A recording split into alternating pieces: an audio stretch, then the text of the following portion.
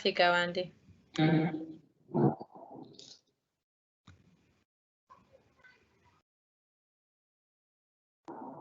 Hello, good evening, and welcome to this evening's YAPF Communicate event. Apologies for the slight delay at start now. We had some technical issues behind the scenes. We're delighted today to be welcoming along three fantastic businesses and architectural practices to be talking about delivering outstanding housing projects. So we're delighted to welcome Shubenanga Simpson and Alice Hamlin from Mall Architects, James Turner from Mikhail Riches, and Neil Murphy from Town, the development company. This evening's format will be three 20-minute presentations from each of the parties in turn, talking about their projects and projects that they've worked on together, followed by half an hour Q&A at the end. So please, if you do have any questions as we go along, do ask them in the Q&A, and then we publish and we can discuss those at the end. Without further ado, I'm going to hand over to Mall Architects, so Naga and Alice. Over to you guys. Thank you very much.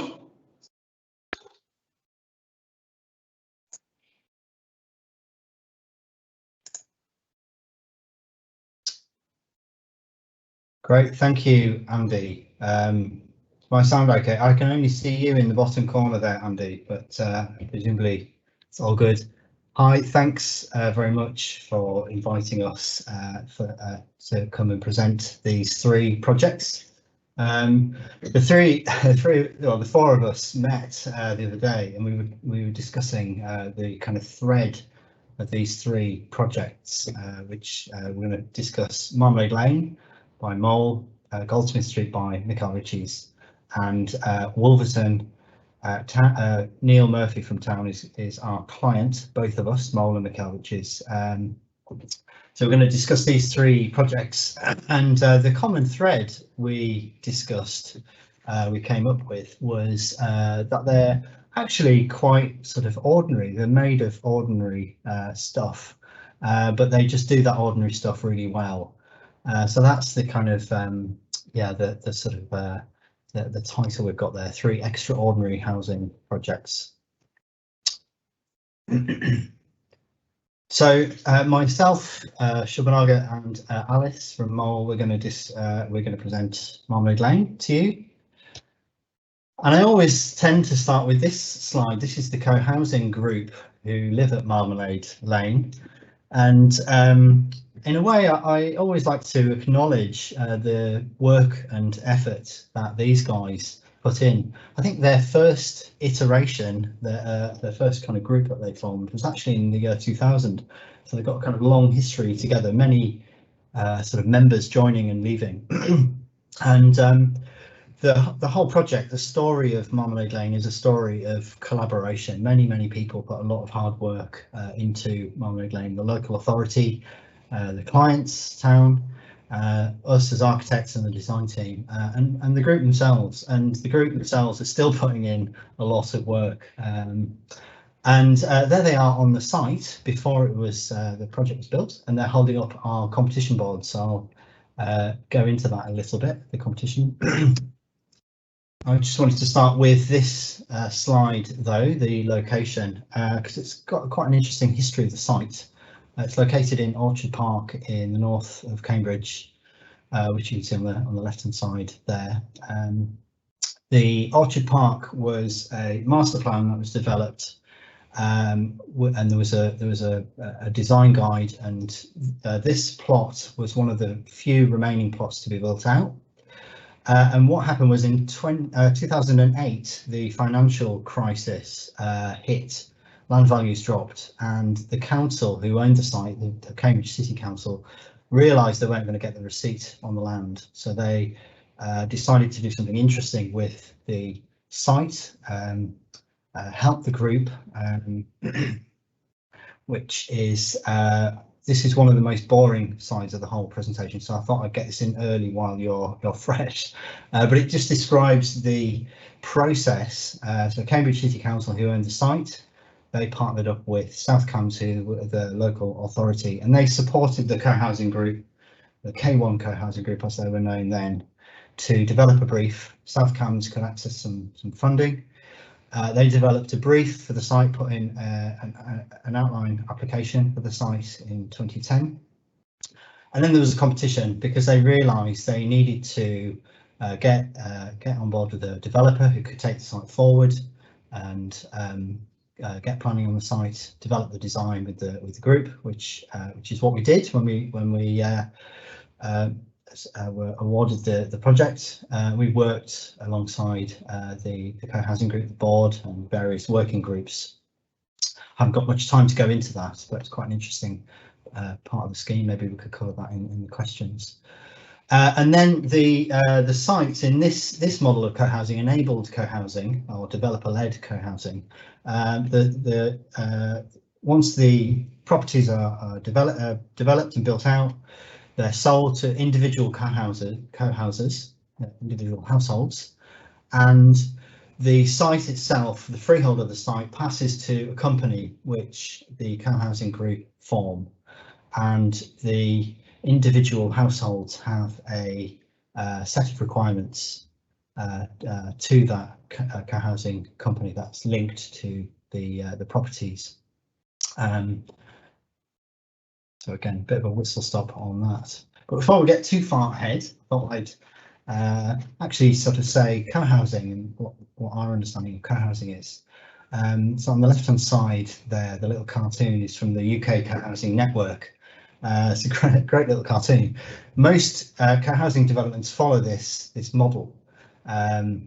So with co-housing, you've got individual properties, mix of houses and flats, usually, and they're often arranged around shared space. Cars are relegated to the edge of the site, and some facilities are shared as well, and that allows downsizing to happen, and also the life of the community to happen as well. And I really like this this definition of co-housing: intentional community. It's an intentional sort of act to kind of form a community around shared values and shared vision of how to live. What's happening at Marmalade Lane. And this aerial shot shows Marmalade Lane. This is shortly after it was built, or it was certainly a few months after occupation. And what we see really is that cartoon. We pretty much followed that cartoon in some ways. You've got the two terraces at the top of the page at the north of the site. They form what's known as Marmalade Lane itself, and then the green space towards the south opens up towards sunlight, daylight, and all those properties kind of get a lovely view over the green space. And the common house is right in the centre. That was a really important aspect of our competition scheme. We took the outline scheme and we placed the common house right in the middle. And we've got the apartment building which is linked to the common house, with the cars relegated onto that eastern edge, so that we can make this this green space in the middle and Marmalade Lane itself a car-free space. One really important aspect of our competition, I think, was how we really studied Cambridge, and we wanted the scheme to reflect Cambridge, the local vernacular of Cambridge, the architecture of the Victorian streets. And what you find when you go around Cambridge, particularly these old workers' cottages, is this kind of sameness, is this regularity in street pattern, lots of front doors, regularity in the kind of vertical expression, but then you get difference as well. You get little kind of three-storey buildings popping up, some painted brick, doorways are slightly different, and we just really like that kind of jumble, that sort of gentle kind of variation in the streetscape. Another important feature, one of the defining characteristics of the scheme really, is the custom build sort of system that we developed alongside town. So every plot is random. The co-housing group got an early buy-in. They could reserve a plot for a fee, and they could choose from sort of one of three house shells or an apartment building, and those three house shells could be arranged in any order. We have no sort of say in that at all. We just let the group decide, and it works because the houses are the same depth. They're different widths, but they're the same depth. sorry, they're the same depth, different widths. And part of that customization was allowing choice. So they chose their shell. There's a set of internal layouts developed. They could go into their attic, or they could leave their attic unconverted to provide different house sizes. Fixtures and fittings were there's different options for those, kitchens, bathrooms, etc. And then we developed a brick palette that could be used in any combination, so they could choose any brick and it would work in any combination. And I really like this photograph actually, because it shows the 3 different house types. So you've got the C type on the left hand side, in the middle is the A type and the B type on the right hand side in the red brick. You've got 3 of the 4 different bricks on show, and the doors, we gave choices on the door colour, so there's kind of personal touch there. And you can see on the left hand side of the white painted brick, that was converted into 2 apartments. It's the wider type, so there was an option to take an apartment in those in that house, so 2 households live there. And you can see in the middle house, the A type, they've had their attic converted, which is why you've got the window on the 3rd floor. And it was genuinely random, so we said to the planners any combination will work. It's quite an interesting discussion with the planners, which I won't mention in a moment, but we genuinely believed any combination would work. So what you see in the lane here on the left hand side, that was the choices of the brick, the individual co-houses. You can see some people had dormers, some people didn't. That's whether they chose to convert their attic or not. And one thing that was quite interesting about the lane is we sort of broke all the rules really in terms of the planning policy. We wanted it to be sort of genuinely sort of communal and car free, and it's tarmacked because a fire engine can pass through, and the planners insisted on a certain number of car parking spaces, so there is actually car parking spaces designated, but the community said they were never going to use the lane for parking, and that's proved to be the case actually. And you can see on the left hand side of the terrace there, that's actually the rear of the properties on the north. And one really important feature which the co-housing community were really keen on was that they would just have back gardens that's spilled out onto the lane. And that took some discussing with the planners and the security officer and whatnot. The sort of the planning process, we had to kind of get that checked out and discussed. This is in the green space that I mentioned. Again, the rear of the properties have these open. They've got a privacy screen in between the dwellings, but they spill out into the main green space. And before I hand over to Alice, just one image of the one of the apartments that overlook that green space. You can just see the common house in the middle, the grey cladding, and one of the mature trees that was left on site. And that's a west-facing balcony that's private to the apartment. And of course, the common house, which is very different to what you'd normally find in a housing development. We worked with the group to develop the sort of contents, the functions of this space and the relationships. And one really important aspect of the common house was that it had to seat the whole community for dinner. So that's the image on the right hand side, this grand hall, the Great Hall as we call it. And there's lots of other functions as well, like a shared kitchen, playroom, snug with a wood burning stove. There's a lounge upstairs, shared laundry and loos, multifunction rooms and a guest bedrooms. So I'm going to hand over to Alice now, who's going to take over and discuss sustainability. Thanks very much, Naga. So sustainability was a really important part of the co-housing group's brief, both in terms of the energy performance of the buildings, but also how their new community could help to support them in adopting a lower impact lifestyle. So in terms of performance, they took over the Chislehurst standard, which is called Climate Shield. So Chislehurst were the timber frame manufacturers that were used on the project, and they had this system that was that reaches a heating demand of about 35 kilowatt hours per metre squared. So that compares to a passive house target of 15, and building regs at the time would have been about 80. So yes, it was a significant improvement on what was sort of standard at the time. Next slide, please, Naga.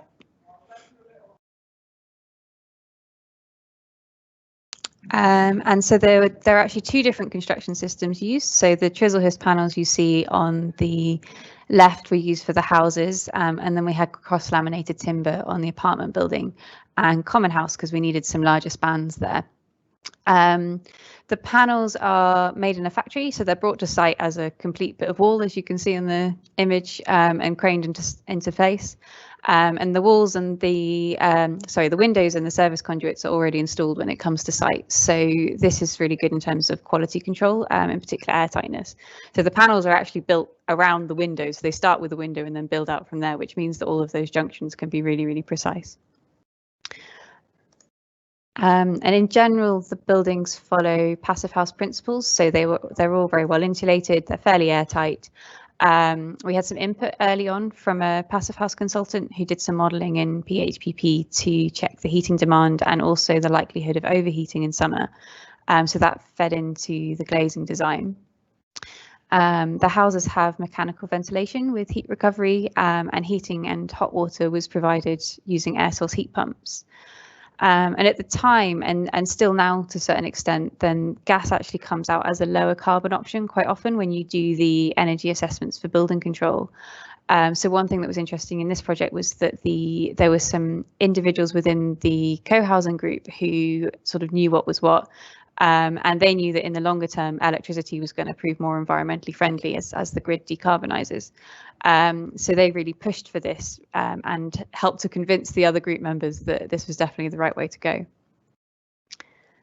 So that's a bit about the sort of technical side of the project, but what comes across really clearly in co-housing projects is the way that the built environment can help to support community by encouraging different kinds of interactions. So you've got sort of planned formal activities, and as well as casual encounters, and also quite passive things like just sort of seeing your neighbours going about their day. And these are all things that can be applied to any housing project to a certain extent. So we just thought we'd end with some sort of reflections on how the residents are getting on and how they're making use of these shared spaces. So these are some pictures of the lane as it's in its sort of finished state. Originally, we actually intended for this to be a lot more green, so a lot more soft landscaping. We had kind of mounds and loads of planting, and we're a bit worried when that sort of gradually got eroded. As Naga was saying, we needed to get emergency vehicle access down here and things like that, so that sort of took away from that vision. But in reality, we think this has actually been really successful. So there's a lot of activity here because the residents in the North Terraces tend to use their back doors as their front doors, so that means that you've got a lot of footfall down here. And the proportions feel quite good. It's sort of wide enough for stuff to happen in this space, but tight enough to feel well overlooked and quite homely. And in the end, the hard landscaping actually proved a lot better for encouraging kids to play and to make it easier to put out furniture, as you can see in some of these images. So whenever you go down there, you usually get run over by a scooter quite quickly, which is always fun to see. And also, I think another really important point is the kind of challenge of getting public and private right in these kinds of developments. So as Naga was saying, then each of the houses has their own private gardens to the rear, but which are quite open to the lane, but they still provide a sort of buffer zone between your private space within your house and the very public space of the lane, which is quite important. I think if you're too exposed to your community, it can sometimes feel a bit like you need to retreat. So having that buffer space can be quite key. Next slide, please. So by contrast to the lane, I think the big central garden initially felt a lot less well used. It's sort of less well defined in terms of its use and less attractive for children to play in. And the group also found that because it's such a large area, it was a really big job to look after it all. And I think it's taken them quite a while to get stuck into that. But it's been really interesting, actually, even just within recent months, they've gotten really stuck into it and they've started installing play equipment. They've actually taken out some of the parking spaces that were needed for planning because they can now prove that they don't need them, which is great. And in that place, they've been putting in trampolines and sort of mounds of earth and all sorts of crazy stuff's going on, which is really interesting to see. And I think will change as well as the kids that are there currently grow up and the demographic changes. I'm sure they will reappropriate the spaces as the community kind of develops. And then the common house, it's obviously a really important resource for a co-housing group. So it supports the community because it provides a place for those formal organised activities to take place, like shared meals. And I think the location of the common house is really good because it does feel very central. You can see it from pretty much anywhere in the development. And that encourages people to sort of stop off and see who's there when they're going to and from their homes. I think one thing we found quite hard to judge at design stage was sort of how big this common house should be and what should be in it. I think in the end it's possibly slightly too large and there's a few spaces that aren't well used, but I'm sure they'll find things that need to happen in them at some point. And I think my favourite space in this building is the Great Hall, which because it feels really friendly even when there's only a handful of people in there. So if you go in and there's just a couple of people having a cup of tea, then it feels great. But it can also comfortably hold the whole community for big meals, which is always really good to see. So next slide, please. So just to end then, so clearly the residents were attracted to co-housing in order to live in a more communal way. But for many of them, this was also about enabling a lifestyle that has a lower impact, as I mentioned before, on the environment. And it's been really interesting to see how these two aspects work together. So from talking to some of the residents, it's clear that having a space to eat together regularly goes quite a long way. So an idea might come up in conversation, and when you've got a group of sort of like-minded and proactive people around you, then things can go quite quickly from idea to reality. And they've been really encouraging each other a lot as well. So there's a sort of subgroup within the residents who have been encouraging their fellows to use their cars less. They've convinced quite a few people to give up their cars. They've bought an electric car together, which they share. And they've also been organising things like getting funding for an electric cargo bike that they share with the wider Orchard Park community. And the other thing that's been striking is that sometimes it's the quite mundane things that have actually made a big difference. So there's a laundry in the common house, which we weren't sure how used that would be, but it's turned out to be quite popular. A lot of residents donated their washing machines to the laundry when they moved in, and now that's become a place for just casually meeting your neighbours, which is sort of all adds to that interaction between the community.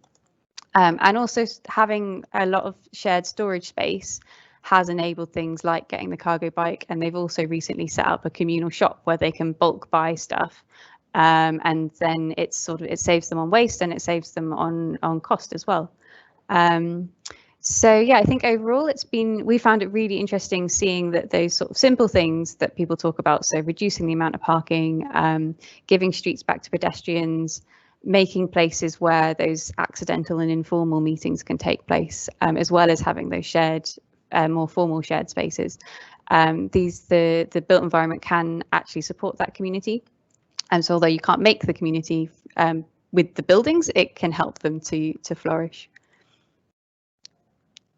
So yeah, that's all from me. I think we're handing over to James next.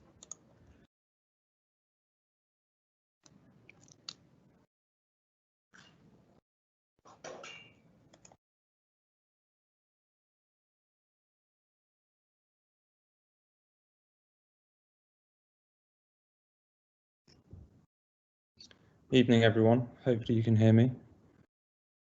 I can only see Alice, so can you nod if you can hear me, Alice? Okay, good. All right, I'm going to try and share this now as well.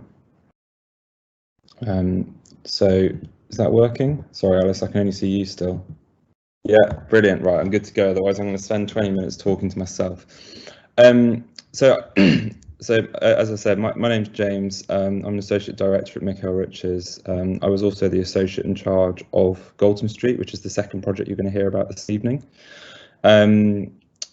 Goldsmiths Street's obviously been quite a lot in the press over the last couple of years, and you know, we've been invited to talk about it quite a lot, and I'm quite looking forward to sort of talking about it this evening in a slightly different context, especially being sandwiched between town and Mole, because actually I think, having worked together as a group, it's a really interesting dynamic to see how the ideas that Mole have brought through from Marmalade Lane, we have brought through from Goldsmiths Street, have been kind of delivered and packaged together in Wolverton, which Neil will take you through after this.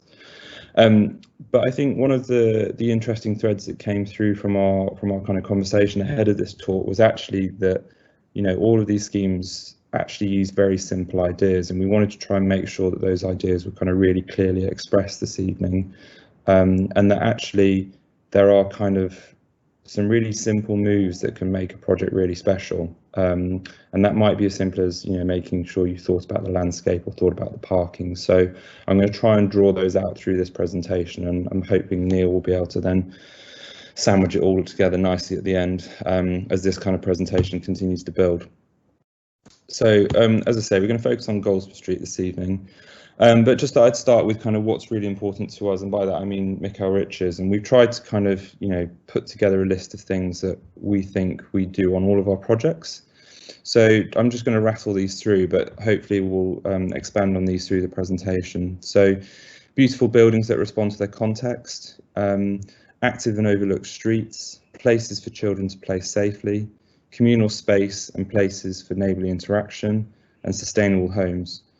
So without actually having seen Mole's presentation prior to this, I'd like to think there's actually a huge synergy between those points and what you've just heard about on Marmalade Lane and what I'm going to now take you through on Goldsmiths Street. But before I do that, we're going to just rewind 10 years and a little bit more to a scheme we did in Clayfields in Suffolk. And the reason why I'm sharing this is this was almost kind of the DNA of what we did at Goldsmiths Street. So it was at its time, it was at the forefront in kind of low embodied carbon construction, and also, you know, way ahead of, you know, us actually engaging with Passive House seriously. It kind of looked at using a low energy passive solar design, so using the sun to reduce energy bills, but without the kind of technical support of actually the PHPP modelling that we did for Passive House. And the reason why I'm kind of presenting this is I think it's a really good thing to demonstrate how you learn from previous projects and how you then roll that knowledge into the next one, which is what both practices I think have done in Wolverton, which you'll hear about next. But lastly, there was a really significant piece of post-occupancy analysis done on Clayfields, which told us what worked and what didn't work. And the long and short of all that is that the thing that really did work was the use of the kind of solar strategy to reduce energy bills. What maybe didn't work so well is thinking about kind of overheating and ventilation and some of the M&E systems that were employed, but also the kind of softer side of things, such as the landscape and the way that the site was laid out to reduce the onus on the car and actually kind of flip kind of the usual approach to planning a site on its head. So you can see here from this site plan that there's a series of clusters of short terraces. Those terraces are staggered with the roofs angled to allow the sunlight to pass over them, to give the house behind free energy from the sun. And then interspersed around that are kind of routes for pedestrians and kind of gathering places for small children to play, meaning that the kind of overall scheme is kind of crisscrossed with streets and, you know, really good visibility in terms of allowing those streets to be overlooked, but also encouraging kind of social interaction and kind of small children's play. There's a couple of slides here kind of picking up on those points that I've just made. So kind of zipping forward 10 years from that, so a couple of years ago from where we are now, is Goldsmiths Street. I worked on this from just after it went into its planning application, so through detailed design. I think one of the kind of key points that we've sort of drawn out of, why it's been sort of benchmarked as such a kind of good project, I guess, is a good ordinary project, is that the kind of the low energy passive solar design, it really has worked. That's the lesson that we pulled through from Clay Fields. The fact that we achieved 100% certified passive house, Alice has done a really good job of kind of introducing this idea of energy standards and how they can save on energy bills for people. Passive house was brought forward by the client, who was Norwich City Council, who wanted to use passive house as a standard to reduce tenants or residents' energy bills. And that was to deal with the ideas around fuel poverty and making really comfortable places to live. But also that's been paired with a low embodied carbon construction, so using timber frame, and I'll expand on that later. But I think critically, this was a local authority development and actually quite at odds with Marmalade Lane. We had no real engagement with the residents that would be coming to live in this place. So we've had to kind of think as architects as how we can make this a really great place for people to live without having that engagement with the people that are going to be living there. And actually kind of trying to allow for those opportunities for interaction between the future incoming residents. And lastly, there was, a real point around trying to keep down the costs, but actually create something of a really high quality. And the construction cost, which is something we always get asked for, was £18.75 a square metre. I must kind of note that this was a few years ago now, but that at its time, I'd say was incredibly good value for the quality of the build that we achieved and the fact that it was passive house. So just very quickly, what I mean by passive house, just in kind of a graphical sense. So you can see here, current building regs, very high energy use, even higher when you think about things such as the performance gap. So that's kind of actually the building not performing as it was designed. But passive house by comparison is almost kind of half that. So, you're building an incredibly low energy home. And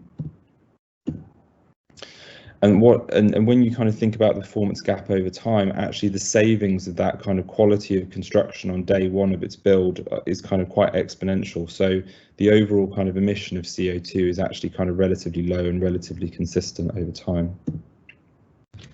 So just to kind of unpack the project a little bit. This is Norwich City Centre, for anyone who knows it. Our site's just over here in the red. And then just to the west in the kind of slightly darker area is an area called the Golden Triangle. And that was kind of taken as inspiration when we were doing the competition as one of the kind of best areas of housing in Norwich.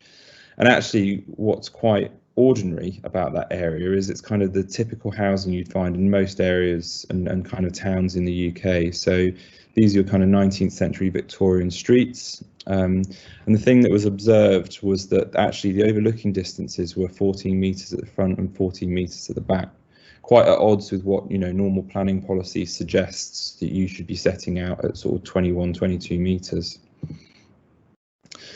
And just kind of overlaying that as a drawing, so you've got a series of north-south terraces with the 14 metres at the front, 14 metres at the back, which are the gardens. And the competition scheme that was put together basically brought that idea of that reintroducing those terrace streets kind of up to date, but also made it a solar scheme. So it wasn't passive house at its conception, it was a solar scheme. But it very much took inspiration from its context and the areas that work successfully locally. So hopefully you can see the kind of synergy there. Just as a section, again, picking up on those ideas that I've just previously presented to you. So you've got 40-metre streets, 40-metre gardens, got front doors facing front doors, and then you've got the section and the profile of the home kind of basically manipulated to try and make sure that you're maximizing the solar orientation throughout the year. And that's kind of what's made it work to the passive house standard, along with kind of very simple terraces.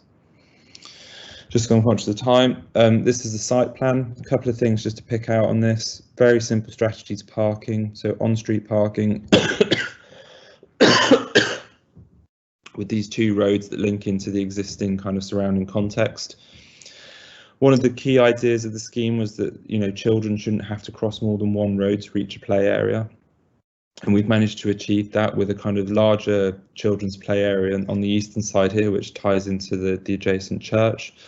but also one of the kind of more successful parts of the scheme, which to be honest we didn't know whether it was going to work, were the shared communal spaces, which we've kind of called ginnels. And they're gated at each end with the houses having their gardens facing gardens within a shared strip here, and I'll show you some pictures of that later in the presentation. There's a couple of images of the streets. So I think, you know, there's a kind of real kind of confidence, I think, in its kind of regularity and repetition.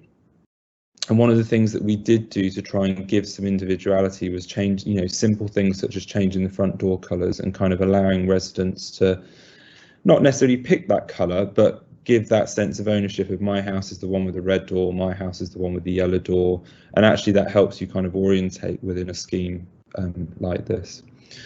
The other thing that we took real care and attention with is actually the area between the buildings. I think it's quite often forgotten, and as Mol was saying, you know, on Marmalade Lane, that there was a huge amount of care put into actually the area outside the home, which I think architects quite often forget. So here you've got, you know, a kind of really robust kind of gate area, if you like, but actually what that's doing is it's hiding the meter boxes and all the things that usually kind of are fairly ugly on a building. But from a kind of practical point of view, what these are doing is giving a real sense of kind of not privacy, but kind of ownership over that front garden area. And you know, it's not uncommon to walk along the street and see residents with a table and chair in these front gardens, sitting in the sun, talking to their neighbours. And that's something that we kind of anticipated, but we never sort of really thought was going to happen. And actually, it's kind of happened quite naturally. Yeah, and lastly, sorry, things like kind of including bin storage and just kind of really integrating that stuff so it doesn't feel like an afterthought. Just to kind of unpack that a little bit more, this was within, I think, a month of residents moving in, and I love the fact that people have actually put their doormat just on the, you know, outside their door, but this is a public street, and for me that little move of introducing that porch, you know, giving somewhere for someone to, you know, take their key out of their pocket and open their front door, house the post box and a light, actually it's working incredibly hard. And the area in the middle is hiding again all of the meter boxes and stuff that would normally get broken and hang off. And it's going to, I think, over time, kind of really instill a sense of quality into the streetscape. The other thing just to pick out is all of the ground floor windows that directly faced onto the street. We included a shutter, and that's really to deal with privacy. And again, this is, you know, actually quite an ordinary detail when you look at Victorian housing. And we've sort of just tweaked it and brought it up to date by allowing for kind of people to kind of manage their own privacy. Coming to the back of those properties now, you can see the ginnel space. So this is kind of really nice to see that residents are using it as it was imagined. So all of these gates open out onto this space, and, you know, kids basically run up and down here, and actually everyone loses a little bit of their garden, but it's kind of given for the greater good, if you like. And, you know, this space works hard in terms of housing meter boxes and kind of service runs, but actually that kind of utilitarian requirement has actually been turned into something that, you know, people can enjoy, which I think is really nice. But then on another level, what that's doing is it's giving an opportunity for residents to get to know each other, and we know kind of anecdotally that's genuinely how the space is being used for barbecues and kids to play together and get to know each other. Just to move on, one of the things we've done with respect to trying to get the right levels of density on the site is that at the end of each terrace you have a flat blocks, which is kind of thought of as a big house. Each of these flats, so you have a ground floor flat, first floor flat and second floor flat, has its own front door at street level. So they kind of bookend each end of the terrace. And if you look at the floor plan here, you've got a ground floor flat which has a rear garden. These are also our disabled wheelchair units. You've got a first floor flat that's entered through the dark blue door here, and you come straight up a stair, and they have a really lovely, generous south-facing balcony. And then the second floor flat, you come all the way up and round, and again, they've got a balcony, but their kind of living space is open to the roof. So it's kind of within one block, you've got a huge amount of character and variance, and I think that's a really lovely thing for the client to have. But I think critically, everyone has their own front door, so there are no common parts on Goldsmiths Street, and that was something that was kind of requested by the client because they have huge maintenance issues and management issues with common parts. But I think especially in the last year, I think this kind of this type of housing has really kind of come into its own, with people having that sense of ownership and separation from others. So just a couple of other views. I really love this image because this is actually very similar to the one that Mole showed. We didn't even look at each other's presentations before this. I think it really does show that actually if you set spaces up in the right way, people will take ownership of them and use them actually in ways that you didn't imagine. Just to kind of wrap up on some nuts and bolts, I thought this was useful as an RBA talk to just kind of refer back to the climate challenge. So interestingly, Goldsmiths Street was used a bit of as a benchmark project when the targets came out. So clearly we're doing very well using Passive House against the operational energy targets. Embodied carbon wasn't really on our radar at the time, and it especially wasn't being measured as diligently as it is now on other projects, but you can see here that Goldsmiths Street was kind of very much on track for that as a timber frame construction, and water, again, you know, still work to be done on that. So just going to flick through this because I'm conscious of time. So yeah, this is just how the embodied carbon is measured. And then just to kind of wrap up, these are the materials that we used. There was a huge amount of value engineering done on Goldsmiths, and that was partly because the QS kind of hadn't necessarily appreciated the complexity of Passive House.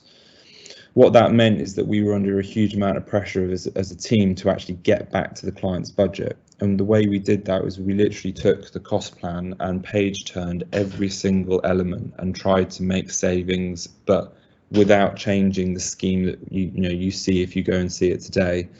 And that was really simple things such as the brick specification, switching it to a different brick. The big one was the roof tiles. So originally we had zinc roofs, and we changed to a kind of much more vernacular, actually glazed pan tile. But actually there were certain elements such as the external lighting and the rainwater goods that we kind of held fast on and said, you know what, the maintenance requirements over time for some of these things, and actually the kind of overall feeling that something like this gives to the scheme and the kind of quality of it, it's actually really important. So it's really about kind of using the best, doing the best you can with the kind of resources that you have. And, if cost is an issue, it's trying to actually work hard to stretch that budget. And this is kind of, for me, kind of says that value engineering can be kind of beautiful. And I think, the roofs are actually one of the kind of the real identity pieces of the scheme. And I think actually really successful. So that's me done on this. I'm more than happy to take questions at the end after Neil's talk, but at that I'll hand over to Neil.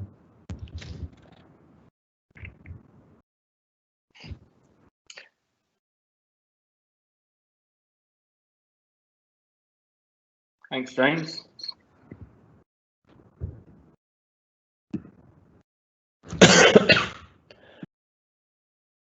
Good stuff. Am I live yet?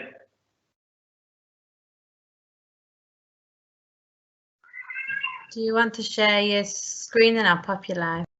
Oh, yep, hang on.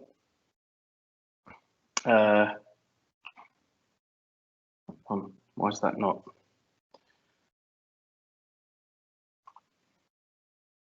Okay.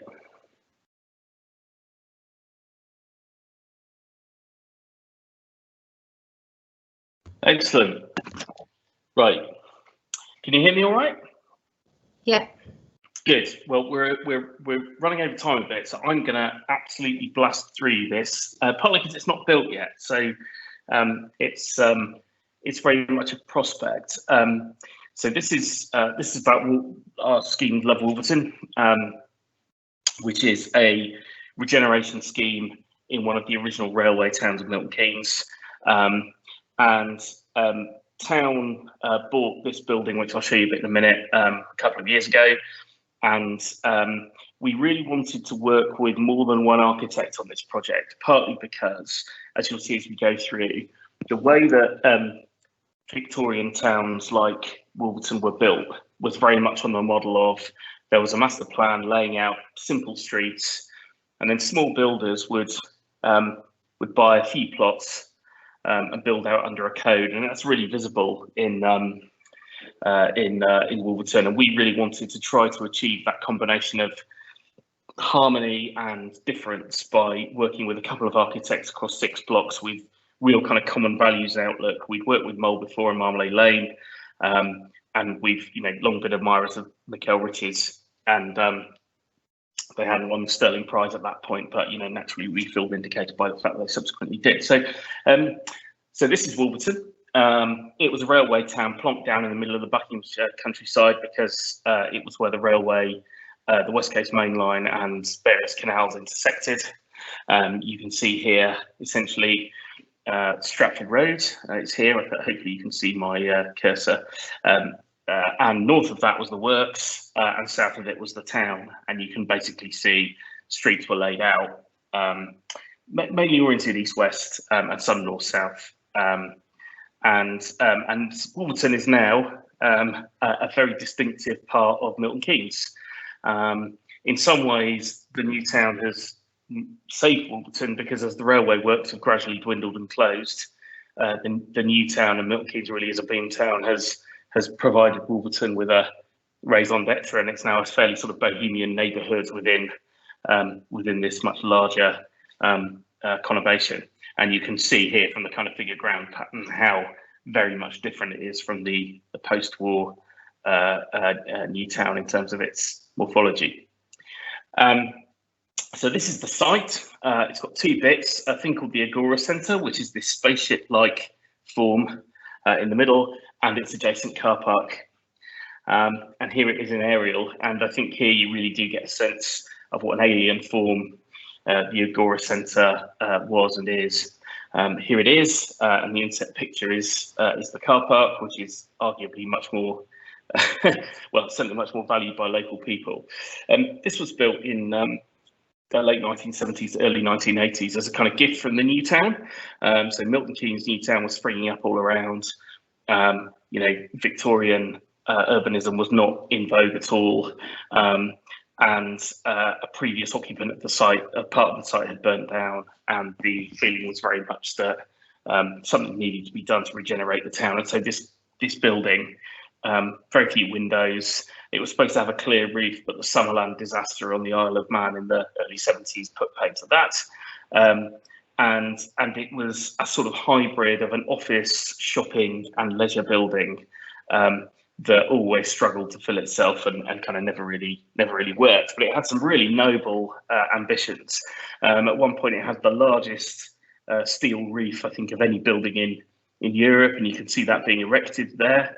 And on the right, a sort of artist's impression of what this agora would be for Wolverton. And for a period of time in the late 70s and early 80s, when there was a roller rink there, it really was a sort of hub of the community. But it went into private hands in the early 80s, and thereafter, basically, it's really been a blight on the town. And I think the first sort of petition to have it bulldozed was in the late 80s, and since the early 90s, it's been the policy of Milton Keynes to try and seek comprehensive regeneration. This was what was there before. This building on the top left is the Science and Arts Institute, which was basically a workers' improvement institute that burned down in the early 1970s. And on the top right, on the right-hand side of that, that's terraced homes and shops that were bulldozed to make way for the Agora. But you can see here some of the clues that were lost that we've tried to pick up on.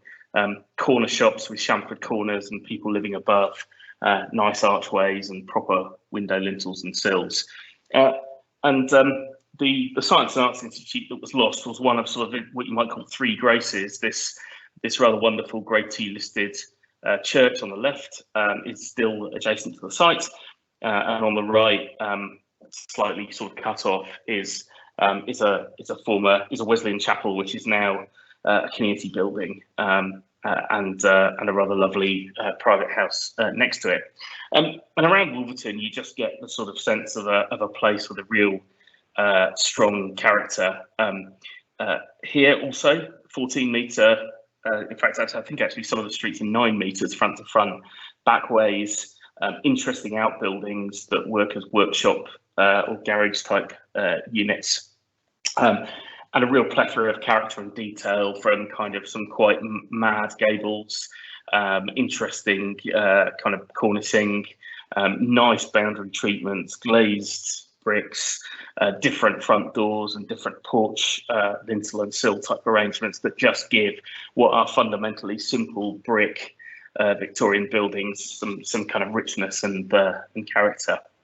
So I think the one thing I really want to highlight in this that sort of bring out is the sort of different approach, but a continuous approach to community engagement. This is a really proud existing town. It's both sort of very conscious of its place in Milton Keynes, but also very sort of protective of its own identity. We're working in a conservation area, and everyone in Wolverton has got an opinion on this site.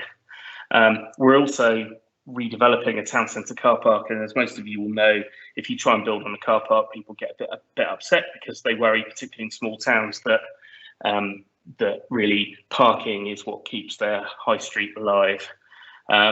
So we did a really interesting process with wooden blocks, where we essentially ran a session for about 60 sort of stakeholders and interested local people, where we basically said, okay, to stack up, we've got to get about 12,000 square metres of development on this site. So here's 12,000 square metres of development laid out in the way we're proposing to lay it out. You can play around with this and explore different layouts and forms, but the only rule is you've got to use all the blocks. And that bringing people into a conversation about viability as well as design really helps people to understand and sort of feel the challenge that a developer has. We got kids involved looking at what a new take on the classic Wolverton Victorian terrace would be. We built I think a pretty good website, which we use basically to provide very transparent updates on the project to local people. We ran a big public engagement event which was attended by about 300 people with 200 feedback forms, where we got overall about 96% support for the principle of the scheme. And belatedly, one part of the scheme was actually became a co-housing project, which frankly we could talk about in its own right.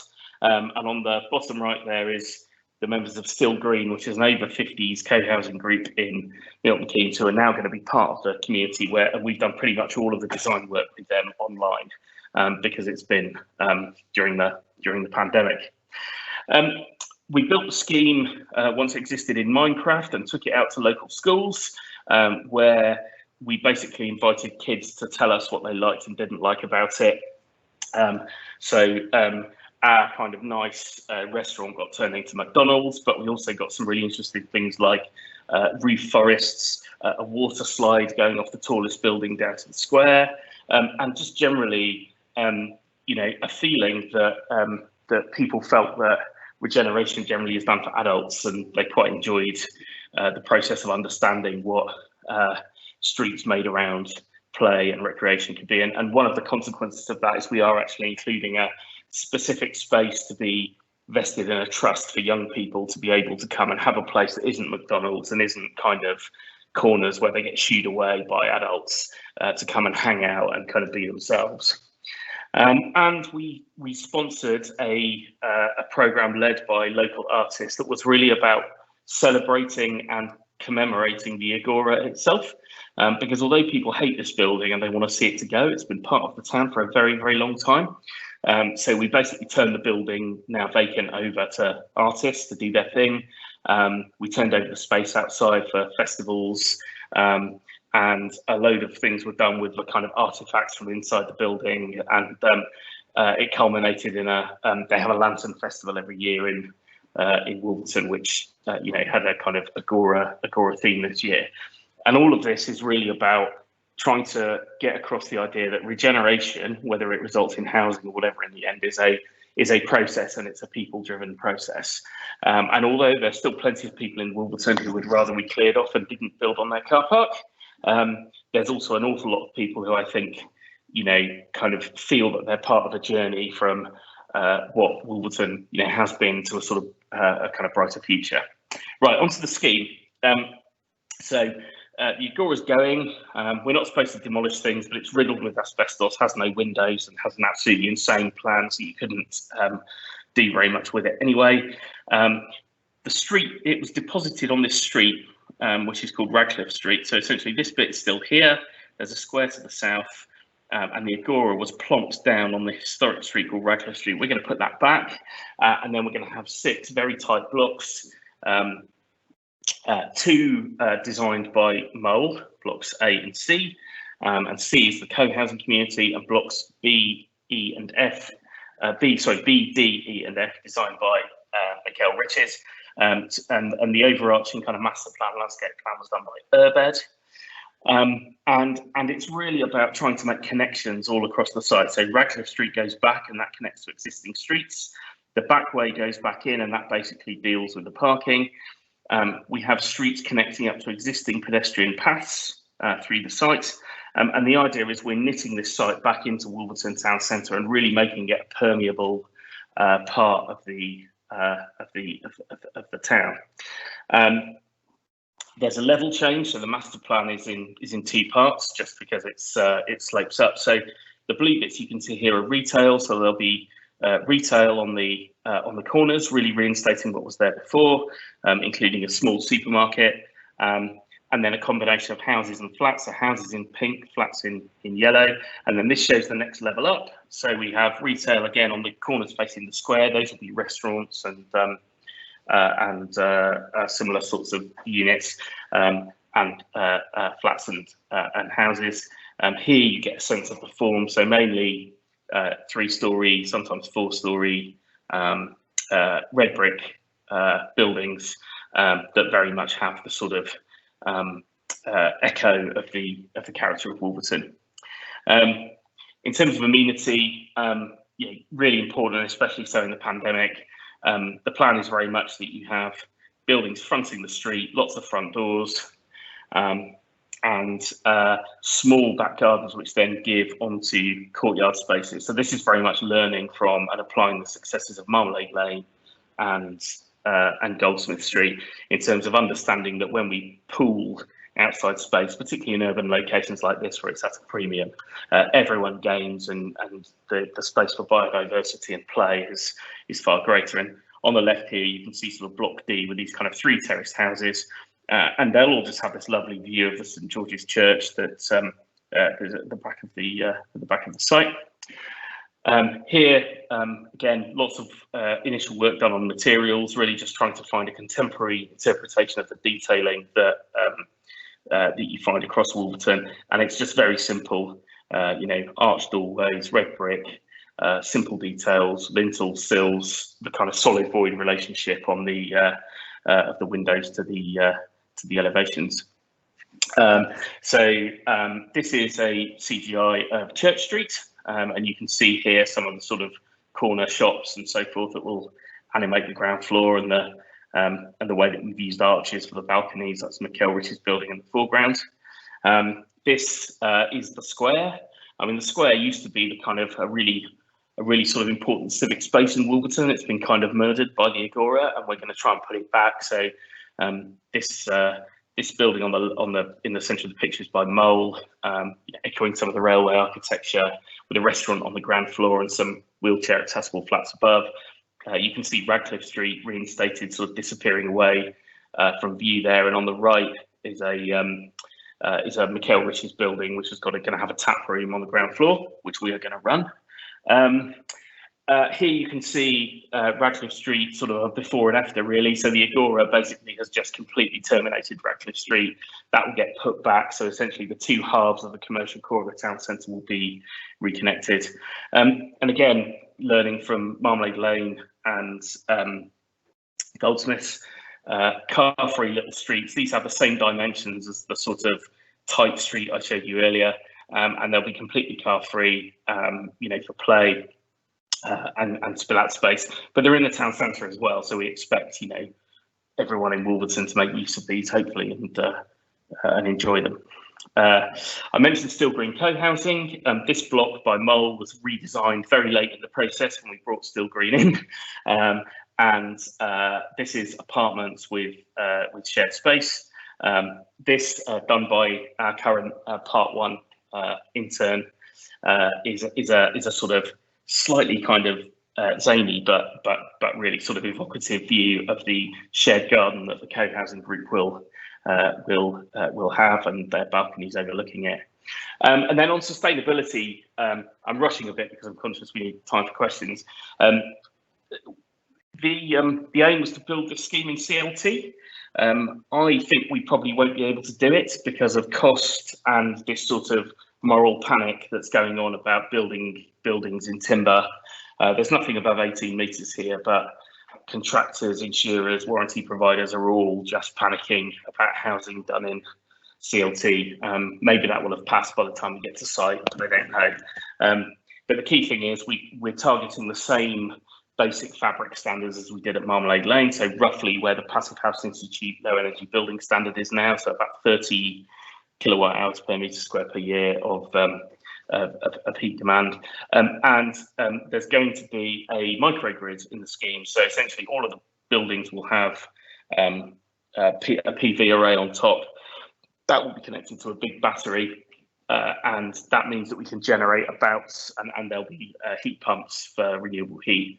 And that means we can generate about 2/3 of the total energy demand of the scheme on site, which with the fabric savings means we can head towards about 80% less CO2 than Part L, which basically means, and because the microgrid will be owned and run by a community energy services company, they will sell electricity to residents, and the profits they make will be reinvested in things like improving the energy efficiency of the church and the community centre I mentioned to adjacent to the site. So what we're sort of looking at the moment is the potential over about an 8 to 10 year period for the scheme to actually be net zero without any offsetting, because effectively it will contribute financially to reducing the level of energy demand and to greening the supply to some adjacent buildings in the community, and that obviously adds as well to the sense of community ownership. So very briefly before we move on, I just wanted to draw together, I guess, 6 key points from across these 3 projects. So I want to say, in terms of delivering extraordinary housing, good architecture make complex things look simple. I think that will have come through. Amenity and quality are as much about layout and land use as they are about building design. So yes, of course, we need to do lovely housing that is warm in the winter and cool in the summer. But I think the key thing is the emphasis on shifting from the private realm to the shared realm, particularly in the way that we configure green space and streets and so forth. I think the third, and I should have mentioned on Wolverton, we're at a car parking ratio in Milton Keynes, a place built around the car, of about 0.8. We're pretty near a railway station. We have good bus services, but it is a challenge to the Highways Authority. But look at what you get in terms of car-free streets and green courtyards, and there's no escaping it. It is cars or kids, I think, unless you think that keeping kids imprisoned in back gardens behind 6-foot picket fences is a good thing. Working with an invested community, whether it's a co-housing group or just a really solid community in a town, just makes projects better. You just get ideas from people that you wouldn't get otherwise, and you sort of they believe you, to be honest, and nobody really believes developers, so it makes a big difference. Sustainability, as you've seen from this, there's no great one-size-fits-all approach. I think we will move as we move past the future home standard to more regular solutions, but with all of these, you've got to do the best you can, given the opportunities and constraints of the site and the budget, and also have some principle, which I hope we have, and I think the architects certainly do. And finally, there's been a public sector angle to all of these. Public sector landowners, ambitious local authorities, planning authorities that get behind something a bit different, and I think that's really key to good outcomes. Certainly very hard to do it without. So that's me. Sorry for rushing through it, but we were tight for time, and we'd love to take some questions. Well, Can I just first and foremost say thank you very much, all of you, and compliment you on your impeccable timekeeping. Every one of you was in within 1 or 2 minutes of that 20-minute slot, so that's fantastically well done. We're getting quite a few questions kind of flooding in the Q&A, so please do continue to ask them in that Q&A, and we'll put them in the time that we've got left. I'm going to ask a question just to kick off while those questions are kind of filtering through. That I think many people that sat in our audience tonight would be delighted to get some of the commissions that we've discussed here. To what extent do you feel these projects are about getting the right sort of clients, and how much influence and contribution do you guys make to that kind of overall journey? I think as developers, I think Neil, I'd like to kind of start with you for that question first.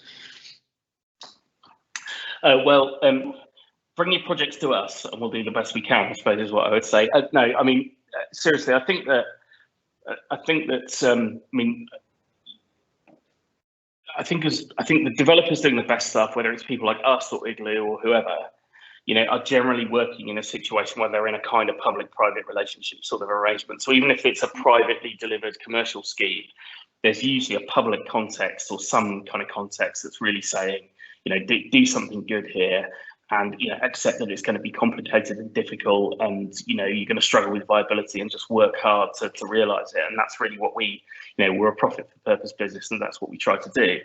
I think, I mean, James can sort of elucidate, but, you know, we know his client in Norwich, and actually, you know, there you had a local authority, but you also had a local authority that was confident, had some principles, was clear about what it wanted, and in the end, you know, kind of had I think an unusually adept level of understanding of the kind of commercial dynamics of good housing, you know, which bluntly is, if you build good stuff, then over time it will, you know, it will sort of pay for itself. So I think that, you know,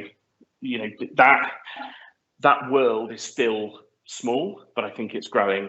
And, you know, I think that things like, you know, policy and the push towards, you know, just basically housing that works better, is more sustainable and looks better is going to push us all in that direction. I think the thing I would say is that, you know, I don't want to come across as anti-car, but it really is the issue on why most housing isn't very good. And I think there's a long way to go on a lot of housing developers around really getting that idea that just because you're able to sell your house with 3 car parking spaces to people because there's a housing shortage doesn't mean it's necessarily what they want. So yeah, that's my take on it. I'll put that to Naga and Alice next. Oh, James, you've unmuted yourself. You go ahead. You have to jump in there. Damn it! Why did I do that? I was too quick on the draw. No, I was kind of I was going to build upon Neil's point just because he sort of tagged me in there. I think just to slightly reframe it, we're actually looking now at kind of clients' briefs and actually trying to push them quite hard towards the points that we've gone through today. We are finding that actually the most attractive briefs that come to us actually have already written in, as Neil's just saying, a kind of, you know, a kind of knowledgeable client coming to us saying, you know, we actually understand about sustainability, you know, we need help in terms of knowing where to pitch it. But actually more and more clients are saying, do you know what, passive house probably is the way forward, and we know it costs a little bit more, but actually the long-term benefit is worth kind of investing in. And I think the other point, which is worth kind of reiterating, is around the car. And I think a lot of the challenges is actually how you deal with successfully integrate. You know, the car isn't going to go away, or if it does, it's going to do it very slowly. And right now we're in a kind of interstitial state where, you know, you need to integrate it into the scheme in a way that is going to be meaningful for using it now, but also as car ownership drops, you know, those spaces could be used for other things. So I think Marmalade Lane's a great example for how, you know, we got to comply with planning policy, but those spaces have never been used, and now they're actually slowly being used for other things. So I think that's a really nice example, and I can hopefully tag Naga and Alison at that point. Yeah, great. Oh, am I live? Yeah, you can probably hear me anyway. Yeah, I don't have a lot to add. I mean, what I would say is we want to do good housing, and when, you know, we meet people like Neil who share that ambition, that allows us to do good housing. I think it's so important to do good projects. You need a good client, really. I think, you know, it's sort of testament to, you know, the vision of town. You know, we wouldn't have had Marmalade Lane as successful without sort of shared sort of principles, shared vision of how to do good stuff. Actually, it's not easy doing good housing. So I won't get too gushy, but you know, I think if you want to do good housing, find a good client. Yeah. Or they can be a bad client and you can help make a good brief. Yeah, I mean, it's so important, isn't it? You know, I think that the answers aren't always as easy, and actually I think we're finding that I realise as I've been waiting kind of that actually, you know, I've focused on the brief here, but obviously the brief comes from the client, and I think quite often people aren't sure what to do. And sometimes they're not sure what's good and what's bad is the other thing. You know, some people might think that having 3 car parking spaces is the right thing to do, but I think it comes through lots of conversations. I think Neil will probably agree with this, is that actually the best schemes come through that kind of lots and lots of iterations and refinement of the brief. The brief isn't something that appears on day one and is stuck. Actually, you'll find that the brief, you know, day one is the day you tear up the brief and you start again almost. So I think the other thing, just to add to that briefly, is that, I mean, where we, you know, Marmalade Lane, in the end, we were intermediaries on that. You know, the original brief came from the co-housing group. Some of it was really clear about what they wanted and didn't want. And some of it was they were clear on what the outcomes they wanted were, but they didn't really have a clue how to achieve it, or they'd alighted on a way of achieving it that was just mad. I mean, Nagi, you remember the brief when we were dealing with, you know, somebody wanted a bungalow sat on top of a house and all this kind of stuff, and it was just madness. So part of that is about showing that you share people's values and you're helping them to realise their underlying objectives in a different way. And it's the same in Wolverton. You know, there's a neighbourhood plan in place. It's all about the Agora. You know, we've met the people behind it. We've formed an alliance with them. Some of their ideas about how to get what they wanted were not really there, and we took them on the journey of understanding, you know, how it could be done differently to be even better than they wanted. I think so.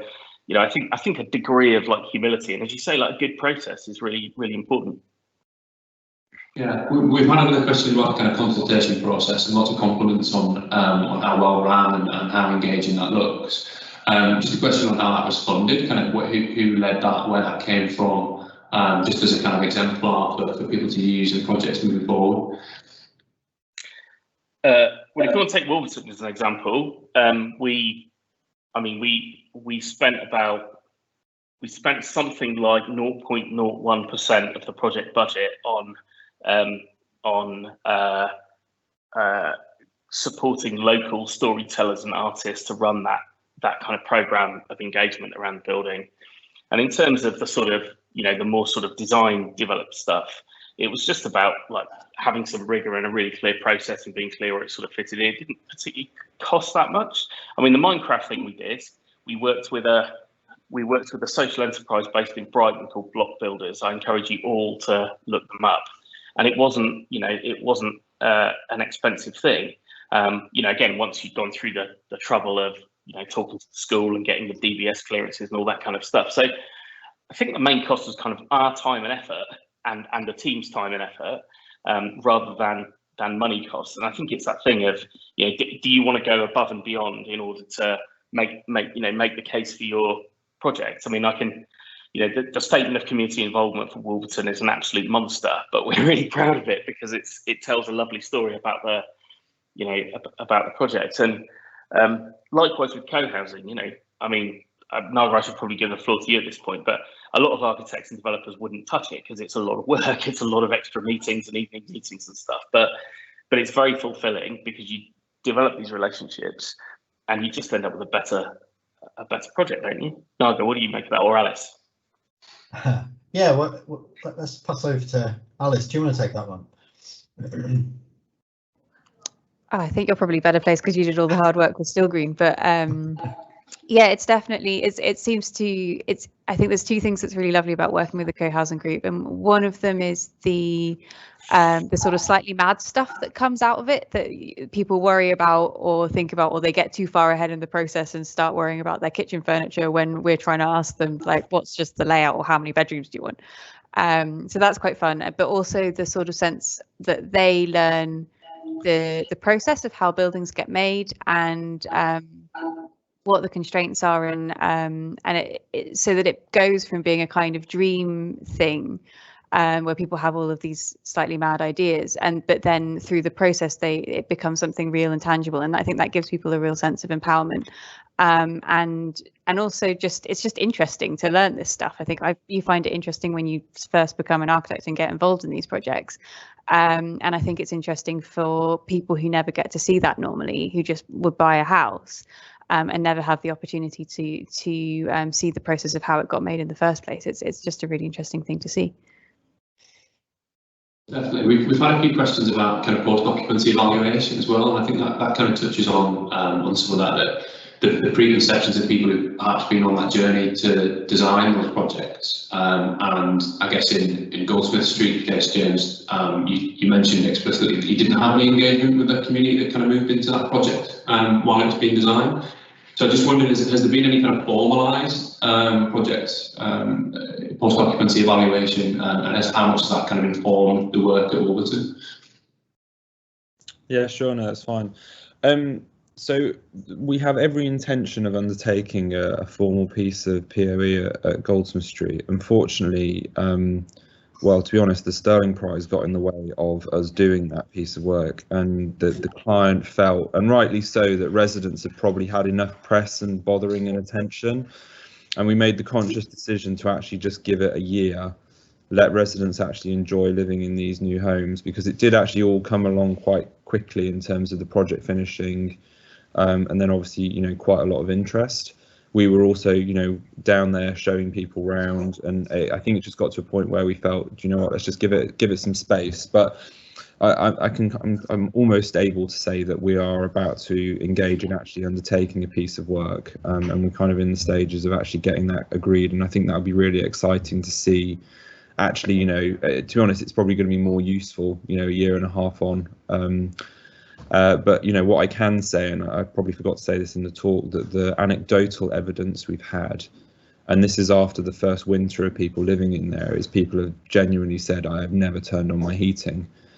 And that for me is, to be honest, as good as any piece of POE, because it tells me that the passive house modelling actually works. So that's the kind of techie side.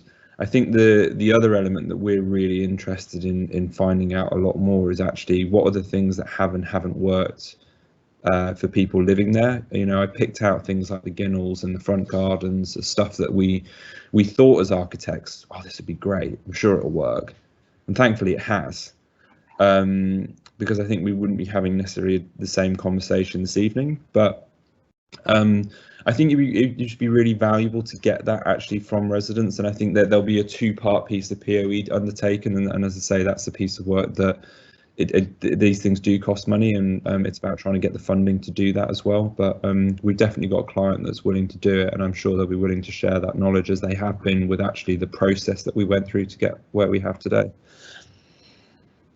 That's fantastic. We had a question about the performance gap and everything like that. I think it's not only anecdotal evidence, but that seems to suggest that you kind of designed solutions and the kind of real world performance are spot on, which is fantastic. Yeah, I'll just add to that. With passive house, you pretty much eliminate the performance gap. So if I didn't make that clear, and you know, that can be from anything from 30 to 60% on a project in terms of actually the design quality to actually what gets built. And I think that's why, you know, we as a practice are using it very much as a shorthand for both build quality, but actually environmental sort of standard, if you like. I mean, I just briefly to add to that, Marmalade Lane is part of the Building for 2050 programme run by the Department for Business, Energy and Industrial Strategy, or whatever it's called now. The results aren't going to be published well, but there's been a very detailed post-occupancy evaluation been done, both in terms of residents' views and the performance. There is a bit of a performance gap at Marmalade Lane. Some of the air tightness where there's been builders work to the fabric isn't as good as it should be, and some of that's being rectified. But for me, I think James has absolutely nailed it. You can't always hit the passive house standard because of site constraints or budgetary constraints or whatever. But I think what we must do is use the discipline of the modelling and the testing to make sure that whatever target we hit, we always get. So, I mean, that will be published, I think, at some point, in the next year probably, and it will make interesting reading. So, I mean, it does very well, but it doesn't, in some instances, doesn't do quite as well as it should have done, and we certainly want to rectify that in future. Yeah, that's great. That's great. We've had some questions about the kind of diversity of the people that have occupied these schemes, which I think is a really, really interesting one. And certainly, as an outsider to co-housing, not got a huge deal of first-hand experience. It could perhaps be perceived as a kind of hemp-wearing, that real stereotype of the kind of hippie way of living. It's a utopian idea, and it's fantastic. I just wondered if there was any kind of feedback on the diversity of people who live there. Well, it's just very it's intergenerational, and there's families, young couples, sort of the silver generation downsizers. I mean, yeah, they're a real mixed bunch actually. But I mean, it's, in a sense, I think what draws them together is that they want to live together in sort of closer communion with other people. Really, they want community, and that's the one thing that sort of binds them together in a way. I mean, I don't know if you've got any more. There's sort of statistics and things about how many different religions and nationalities and whatnot. I don't have to hand, but you could maybe say a bit more, could you, Neil? Yeah, so Marmalade Lane, in terms of gender, age, religion, to a lesser extent nationality, not so much ethnicity, is very diverse. Income-wise, and the residents will be the first to admit this, and it's nothing to do with us. It was part of the brief. There is no on-site affordable housing, but a very substantial sum of money went to the council, which has paid for genuine social housing elsewhere in the city. So it's not a sort of. I don't think it is particularly exclusive, because you've got to bear in mind that you're in Cambridge. The property market is pretty hot there. Incomes are high. Quite a lot of people who moved in were kind of downsizing. But I think both the residents there and we would accept that the one area it doesn't achieve is a really, really strong sort of social class mix. That is something we are absolutely addressing on the other co-housing projects we're doing, including Still Green, which is the one in Wolverton. But that was just the rules of the game. 40% of Orchard Park, which it's in, is affordable housing. This particular plot was basically zoned for market housing. So unfortunately, we couldn't do anything about that. But as I say, no regrets, because it has delivered a substantial amount of social housing elsewhere in the city through cross subsidy. I think co-housing works brilliantly as a unifier and crosser of class, gender, religious kind of boundaries, because in the end it's entirely voluntary, and what people are basically doing is pooling their skills and their views in order to create a more neighbourly kind of environment. It's not for everyone, but it absolutely isn't a kind of hemp-wearing commune. There's plenty of capitalism in Marmalade Lane. So but that's the lovely thing about this. People can form their own cultures, and different co-housing communities have different cultures. Same as every street, in a city has a different vibe to it. So I think that's the way I would put it. We've actually just completed a scheme. It's just got planning very recently, actually, across the road from Marmalade Lane. For it's the city council led housing. It's a partnership, a joint venture partnership between a house builder and the city council to deliver affordable homes on that site, and that's across the road from Marmalade Lane. Brilliant.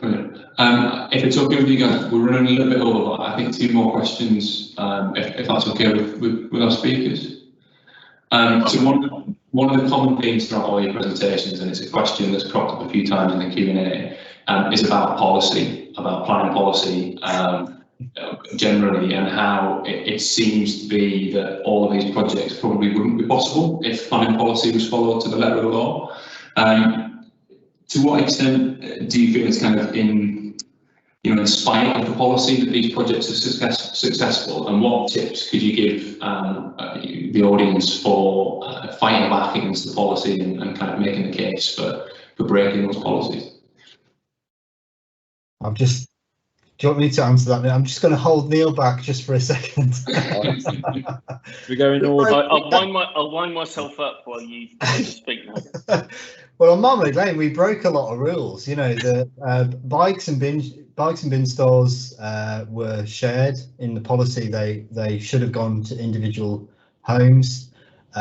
We didn't abide by the back distances required by policy. We had to push back very hard on the car parking on Marmalade Lane. We put in more car parking than the community wanted because the planners asked us to, which are now there's a subsequent application to take them out. So actually, it was quite tough work. Actually, we did have to talk things through with the planners. I mean, obviously, I know why. I'm not daft. I know why there's planning policy. But I think, and we might get Neil onto this, there's a sort of tendency to just look at things by the book, and Marmalade Lane was treated like any other sort of housing development, and there's questions were asked about why isn't it meeting such and such policy, and we really had to kind of talk them through it, and actually we just stood our ground on a lot of things, to be honest, and just hope for the best when we put the planning in, quite frankly.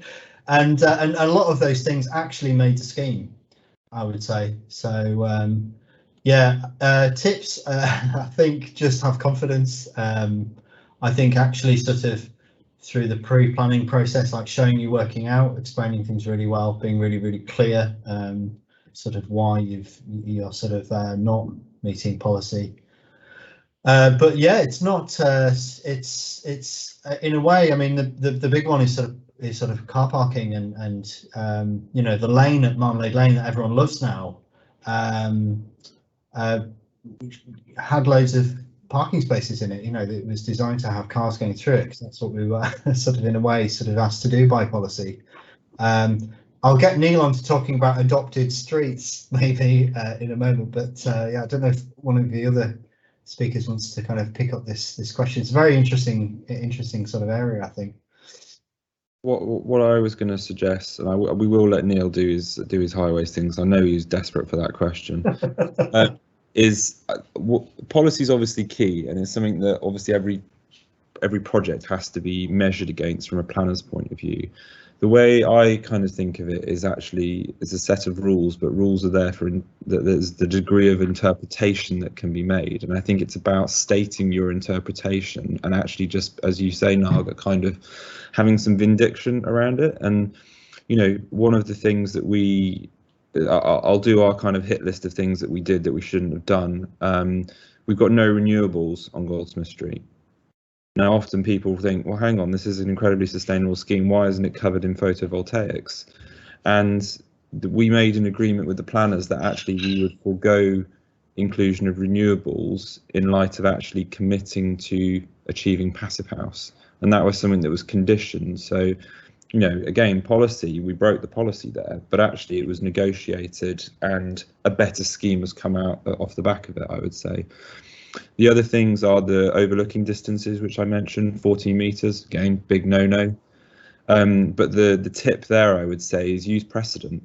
You walk 100 metres down the road and there's a conservation area with 14-metre street overlooking distances. So, actually, when you lay it out that way, there's very little room for argument and kind of manoeuvring. And, we obviously had to kind of think carefully around habitable rooms, not looking over habitable rooms, and that changes from area to area in terms of planning preferences. But the inclusion of things like the shutters was again a way of actually saying, look, there is a policy, this is our interpretation, we've used a precedent, and this is our way of actually getting around it.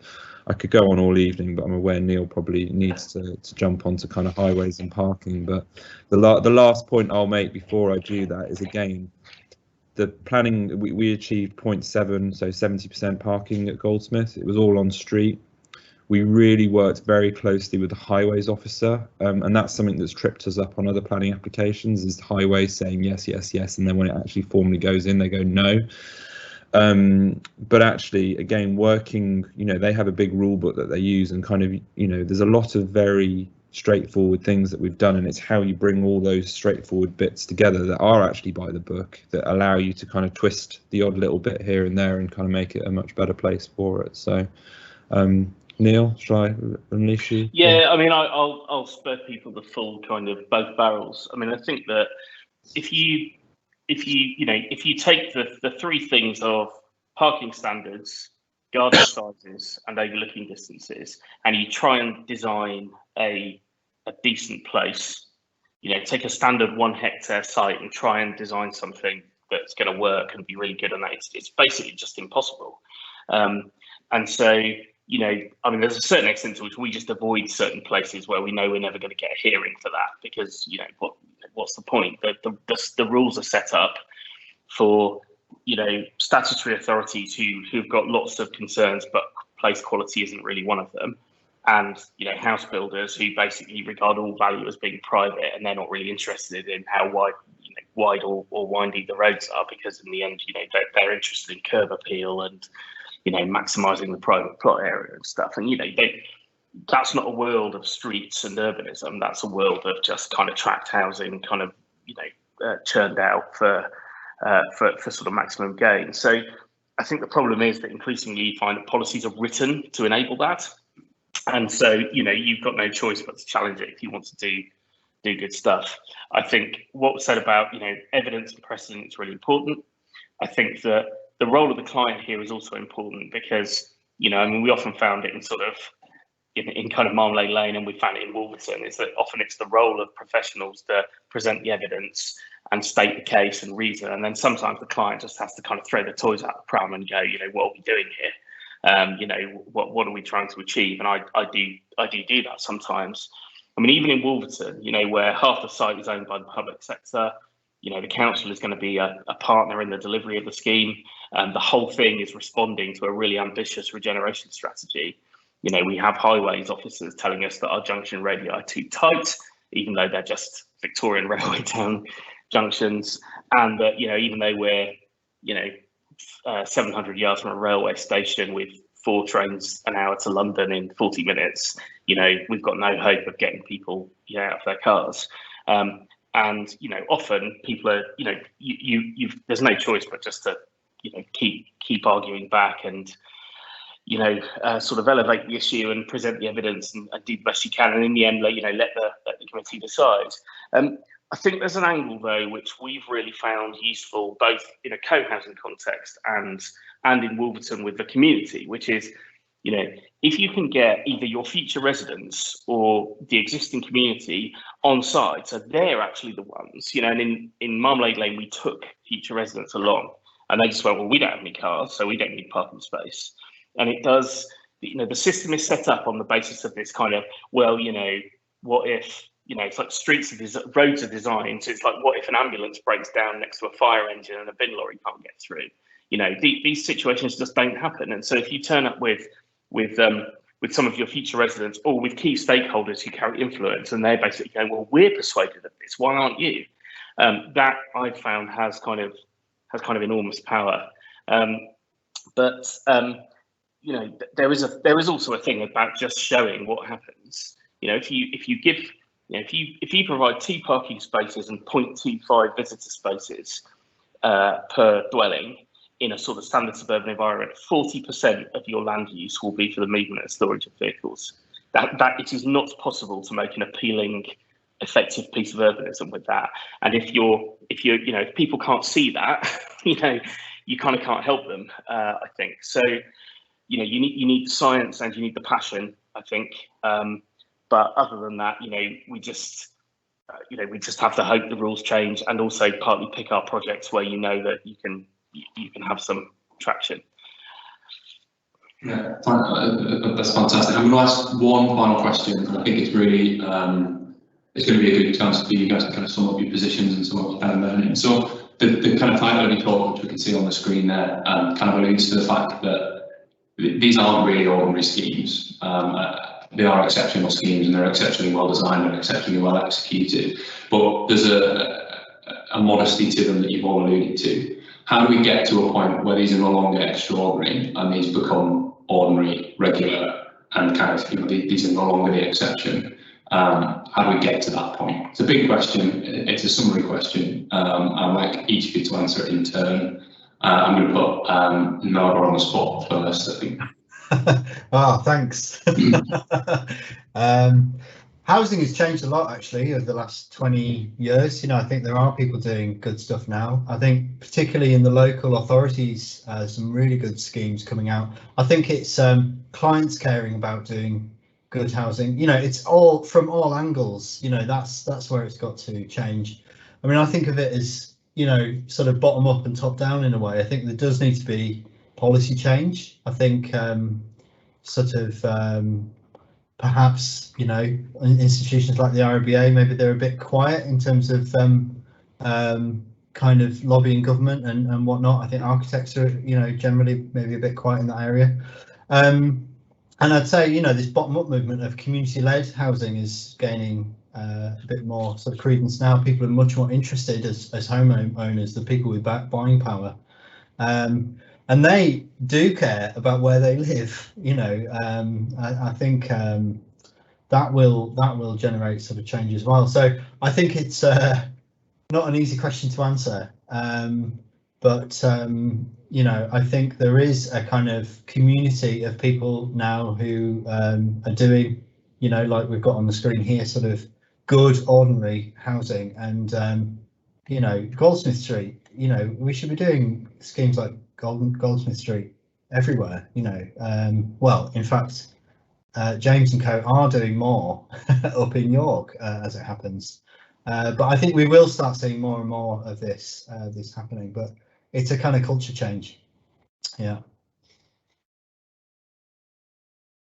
I think that's kind of leading to you, James. I think we'll go to you next. I sense that. It's fine. It's a good question actually, because actually I think it's one that we've been asked quite a few times over the last year, 18 months. And as Naga alluded to, you know, I think we're seeing a trend, and a strong trend, and a really good trend, that actually more local authorities are going, do you know what, they've done it, they've taken the risk. We feel more comfortable in doing this now and actually building housing, not just rolling out the same old stuff, but actually just setting our aspirations a little bit higher, which brings us back to almost our first question around the brief and the client. And I think the more clients that see that someone else has done something, they get the encouragement to go, do you know what, we can do that, but do you know what, we'll do it better. And that's what our experience has been with the City of York. And, you know, they've gone, you know what, let's make it all passive house and all zero carbon. And we've kind of made our rod for our own back in that sense, because we're now actually trying to do better and better, and actually we're learning from one project and pulling that through to the next. So I think actually, yeah, as Naga's saying, the more you do it, the easier it gets almost. But actually, it's probably not easier because we've made it harder for ourselves. But yeah, I think that yeah, to try and sum up, I think actually, the more we can make it normal to actually deliver great quality housing to a really high standard and show that it's possible, I think it's the art of the possible almost, and that's encouraging people to kind of copy it and carry it through. I need to find a nice segue into Neil now, don't I? So yeah, we need an opinion from Alice as well, don't worry. Well, I think, you know, well, let me give it a go. And I think what's great about Town is that, you know, they are going around and going, do you know what, these architects are doing a good job, and then having the faith to actually trust the design professionals that they're employing to deliver their brief. And I think that takes a strong client to do that and to manage that process. So, Neil, I'll hand over to you at this point. Yeah. Thank you. I'll take a slightly different tack. I think that the general low standard of housing is because there's just not enough of it. And so there's no competitive pressure to generate better quality. I mean, somebody said in the chat, that you've got house builders just basically with their internal technicians cranking out the same house types up and down the country, and that's right, because they can, and people will buy it because they've got no choice. And I'm not a sort of rip up the greenbelt sort of person, but I do think that in the end, people go, oh, should we be brownfield or greenfield? The answer is both. But when we do greenfield, we should do Dutch style Vinex dense urban extensions. We shouldn't be doing Newcastle Great Park, a vomit of housing across the landscape type stuff. But in the end, the only long-term way to improve the standard of housing is to introduce more sort of competition and to and to make it make people compete for custom. I mean, that's why it's so bad at the moment. And in the sense, you can try to tighten the planning system and have more design codes and yang on about beauty and all the rest of it, but until there's and all of that has a place. But fundamentally, there's just no pressure on people can make an absolute killing from building rubbish. So a lot of them are kind of going to, and in a sense, we're sort of working against the grain of the system, and until the grain of the system goes with this kind of thing, I think it's going to be really, really hard to get that in, more systematically, to be honest. Good design plays a key part of it. I think what the others have said is all really key. But you are basically going to have islands of really good bits and pieces in the sea of dreck until we sort of sort out the fundamentals of the whole sector, I think. I think, Alice, final word to you.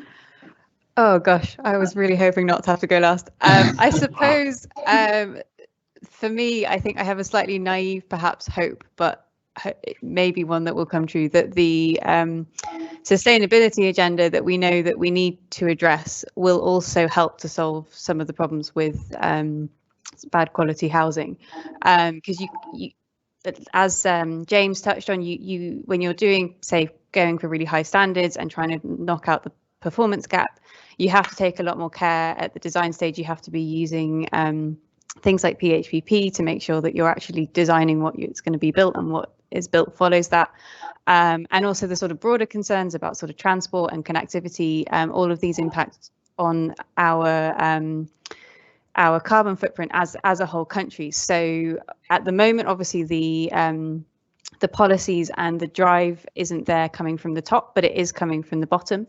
And I guess I have a hope that the sort of schemes that we've been able to do when we've got good clients, so when we've got people who are taking that long-term view, whether that's co-housing groups or local authorities or people like Cambridge University are obviously very good at it because they have a very long view on things. They're kind of setting the standard now, so that when the government really starts to engage with this properly and brings in the policies that we're going to need to meet net zero and to tackle the ecological emergency as well, then that will hopefully, those precedents are already there to kind of show the way. Fantastic. End on optimism. That's really, really good. I'd just like to thank again all of our speakers. It's been a really, really, really great evening's discussion around the project, and thank you so much for giving up your time.